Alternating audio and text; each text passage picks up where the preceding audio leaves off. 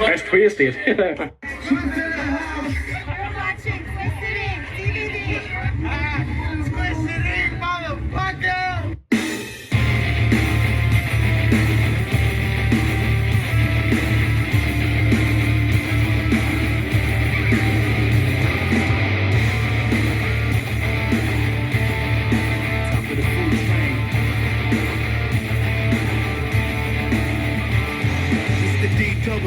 Here to bring trouble to each and every one of you, and we ain't sparing none of you. Say your prayers when you enter the lair. We don't play fair, cause life ain't fair. Nobody cares, and your health is all for self. It's either all or nothing else. Whether survive life itself and deal with the cards you're dealt. Nobody's help, and nobody will help unless they want it themselves. You're all alone now. Let us stay on your own now. It's the showdown about to go down. My powerful jaws and sharp claws will rip these balls. Quick to put your life on pause. Murder them all. It's your call, but my privilege. With enough lyrics to kill a small village. It's all business, you shouldn't visit the killing fields. Cause you might have to deal with the king of the hill, and that's real.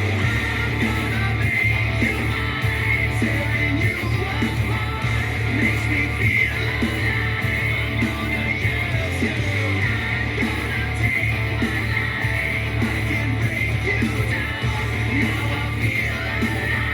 You know you're good. Oh shit, motherfuckers, it's about that time. 96.1 Stylin' FM on a Taco Tuesday, or it's not your motherfucking Tuesday. And as promised, all the way from Texas, the man, the most hated motherfucker at one point in time, videography extraordinaire, Twisted Ink, Twisted Chris is right here. What's up, Chris? What's going on, man? How's it going? Man, it's going good, man. It's going good. This has been long awaited to have you on here, man. I mean, like, Yeah. you know, we've had Street Outlaw guys, the Monster Truck guys, you name it, John Force, Brittany Force, but this interview is one I've been waiting for. I've wanted this interview because there's so much that's in your twisted ass mind that you put into your videos.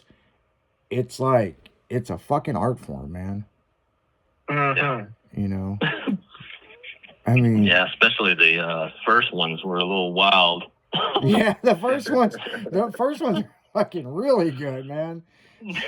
I mean, it's like, I remember when Chris hit the scene, I was doing stuff with David McDonald at Texas Heatwave, and there was a new guy coming in to do videography and stuff. And I was like, great, because I really ain't got time for this shit, you know? And, you know, I really didn't know who this guy was or anything. And then I was introduced to him at the show and was like, that's cool. I mean, he's got a nice camera, you know? I mean, you know, we'll see what he does. And then somebody was like, that's Twisted Chris. And I was like, oh, okay, you know? And they're like, no, Twisted Ink DVD. And I'm like, never heard of it. And he goes, I'll be right back. And he handed me one of them. And I remember it was in between, we were doing the burnout contest and stuff. I sat in my truck and I threw it in the DVD player and I was like, oh, I like this guy. I like this guy a lot. This is fucking good, man. It's like, damn. So, yeah, it was good videos. Yeah. Now, what's crazy is B-dubs have never seen any of your stuff before until earlier today. What was your first thoughts? Oh, me? Oh. So, to me, Chris, it was hardcore. Like, everything you have did to those videos of yours, it topped the cake. And honestly, I got nothing bad to say about it. It's all love, man. I mean, it's just like, yeah, and B-dub's only 22, man. I mean, you know, you know, he's a young guy, but there's a generation gap between us. But then when we show him something like that, he's like, what the fuck? Like, this exists out there? There's stuff like this? I'm like, so see, when I started it was 2007. So see, I was 27 at that time. Okay. The first one came out, which was the No Limits one. Yeah. And then the second one was Most Hated, and the third was Retaliation. Those are probably some of the most hardcore ones. But then you got the Untouchable one that was pretty bad too. I mean, but then, you know, recent one's called The Reckoning, so that's the 13th film we put out back in 2023. But it's been a ride, that's for sure. Yeah, Been a it's long time it's coming. been interesting, and one of the big things is, and listeners, you got to understand, he makes lifestyle films for the truck industry. You know what I'm saying? With mini trucks and sport trucks and cars and stuff. But the thing is, when everybody was making videos, and I'm not saying they were cookie cutter, you know what I'm saying? They were watching what they were doing, and he's like, I'm gonna be the fucking Girls Gone Wild of fucking mini truck videos. sure. Which, Yeah. my company, Slick Chick, we had cars and trucks in our videos. But where we had it in there, but we were at the nightclubs and we were at spring break and we were doing this and doing this and doing this, you didn't have as much cars and trucks in the videos. And Chris was like, I'm going to make it my way. And, one of the big things is, how did you get into videography? I mean, was you in school for it, or you just picked up a camera? I just picked up a camera and went to a show with Ben Miller back in probably 06. I think it was the first show I went to. I want to say it was Tex-Mex. Okay. I think it was Tex-Mex 06, I believe, possibly. And then the next one would be Turkey Drag or whatever. Okay. So then I took the camera and started filming, and I liked what I saw. And then a year later, then I released my first film in 07 and just got addicted to it. Yeah. So you had to learn how to video edit on Final Cut Pro and everything. Yeah. The funny thing is like, when I came out with the first film, I forgot what show it was, but I had one table set up and I had a stack of DVDs, and that whole weekend I only sold one copy. No shit. Oh, wow. Yeah. And then I guess the word got around later, and then they started selling. Well, it's probably like, have you seen this shit? Yeah. Like, Word of mouth and stuff. Word of mouth went fast. I mean, and the thing is, when you got into the industry, there was 25, almost 30 video magazines or just in general videos. Yeah. You know what I'm saying? I want to say in Texas, there was probably 5 total just in Texas video. In California, you had like 8 or 9, and then Arizona. Yeah, there were some in 3. Oklahoma. Yeah. Yeah. Yeah, some of the videos that I like was some of the East Coast guys. And but they didn't have a good distribution. So unless you were at the show, you got a copy of it, And Lowdown Video. Do you ever see those? Oh yeah. Yeah, those were guys out of the East Coast, and they were just like fucking, they weren't like twisted, but they were, I mean, to me, they were a step above low light video. You know what I'm saying? But what I liked about the video stuff back in the day, you got to see vehicles that you would not see in magazines. Right. And my whole big thing is when I started in the industry,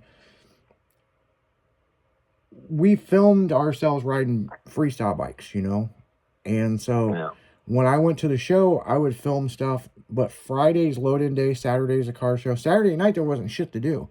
So we started throwing wild hotel parties. And then Sunday, we call hangover day, trophy day, and people come over, hungover, and get their trophy and fucking drive home because they got to go back to work on Monday. What's interesting about this is where we did so well, we were on VHS tape. It was way before you guys. And people were buying it at the next show to see how drunk their friends were the weekend before, Nice. And it's like, you know how it is. You travel across country, and then you got so many days to put a 30-minute fucking video together to 45 minutes. And then it's like, to sell it for $20 back then, the VHS tape. I mean, I mean, hell, we couldn't keep them in stock. I mean, it's like, we're like, we got to move this to at least an hour because I felt like people weren't getting their money's worth. Right. And you know how it is when you're editing, there's so much shit. And you want to put everything in there and you got a fucking 9-hour video. Yeah. That's why some of mine are so long. Because on the average, like, most of my videos are 2 to 3 hours long. Most of them, anyways. Yeah. But I remember the good times, the Austin Heatwave days, because I had a lot of friends in Severed Ties, and they get a hotel, and they would actually go find a homeless person and give them money to do stupid shit. Oh, yeah. In the parking lot. And you can see that on some of my early films. Oh, I've seen it. I've seen it because I'm like, where the fuck did this guy come from, you know? Oh, yeah. And that was some of the funniest stuff. It was great. We had them doing all kinds of stuff. Yeah. So, That's crazy.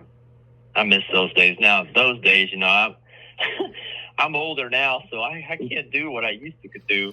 For no shit, I hear you on that one, man. Isn't it We ain't in our 20s no more. Isn't it funny as you get older, you look back at some of the shit and you're like, what the fuck was I thinking? Oh, yeah. No shit. That's why it's fun to watch the early videos, and you're like, dang, we really do that? Wow. We were up till 5 a.m.? Okay. Right. Or it's like, how'd we get away with this, you know? I remember, man, there was so much fun shit we did at Heatwave, and David McDonald, I got to give him props. He's a hard person to deal with at times, but he is a patient motherfucker.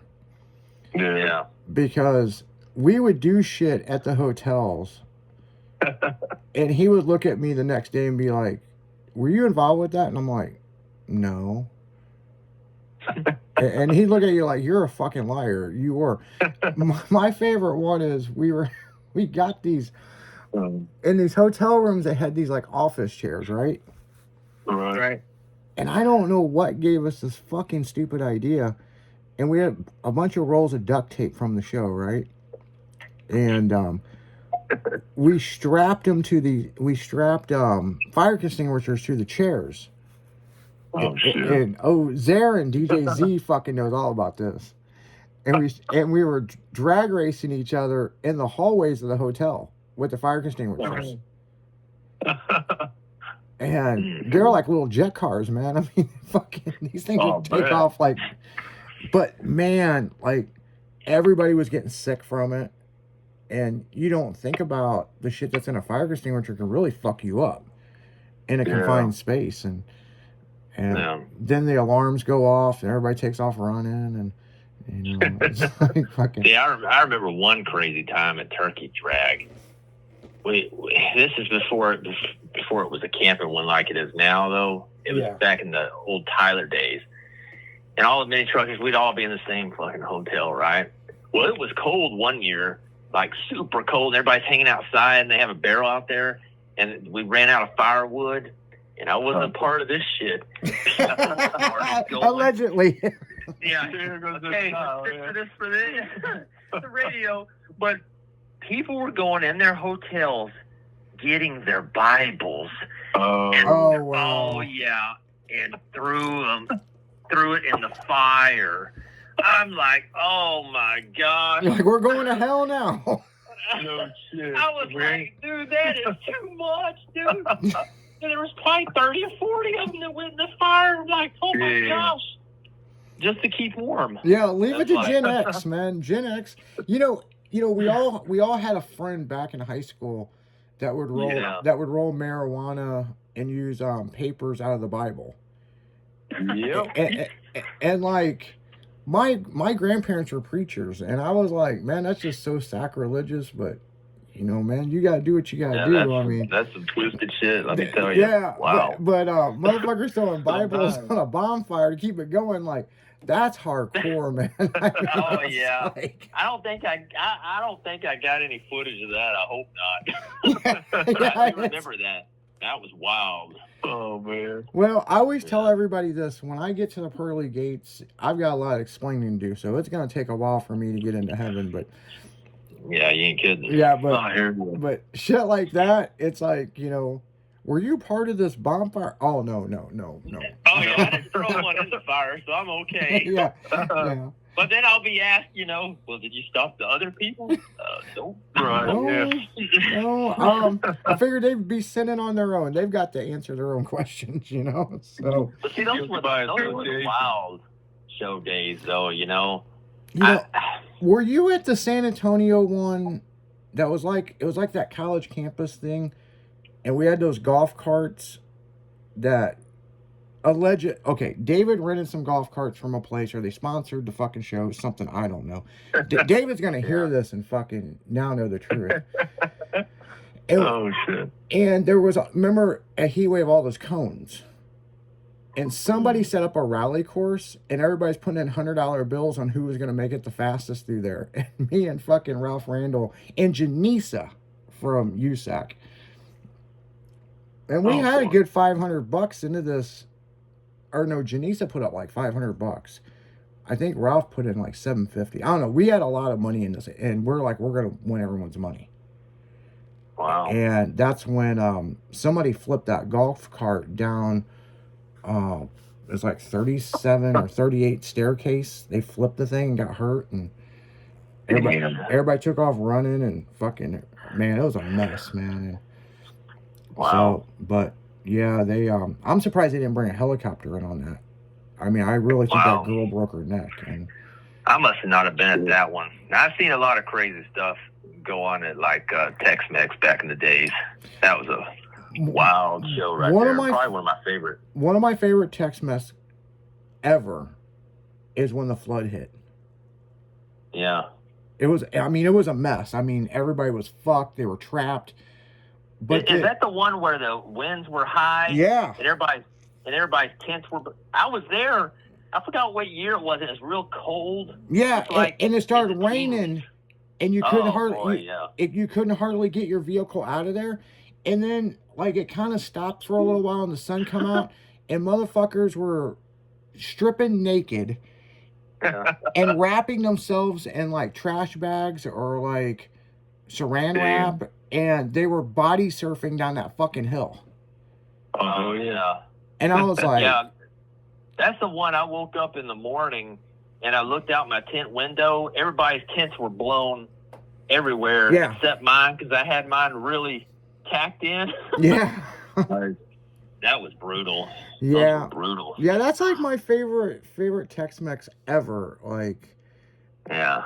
I mean, it was a bad situation. It was just a bad show, but it was such a fun deal if you survived it. You know what I'm saying? Well, it's like, yeah. It's like you look back and it's like, oh man. But I remember the guys from Freaks of Nature. They had one of those big styrofoam coolers, right? Mm. And they were pulling it behind a truck, and it was like a sled, but they were sitting in the damn thing, and they were drunk as fuck, and they were just enjoying themselves. Like, it was great, you know what I'm saying? Yeah. And I'm just like, man, that styrofoam, if it drags the ground, man, his ass is like, well, fuck, man, it's Freaks of Nature. What do you fucking expect? You know what I'm saying? I mean, yeah, that's a wild club. Yeah, slamming and jamming, they get their own section. Yeah. And there's a reason why. They want to be by themselves, and it's like the juggalos of the mini trucking industry, you know what I'm saying? Yeah. So, oh yeah. But great guys, all of them, great people. You know what I'm saying? Yeah, but on that note, guys, we're going to go right back into music. We'll be right back right here shortly with Twisted Chris from Twisted Ink DVD. We'll be right back right after this.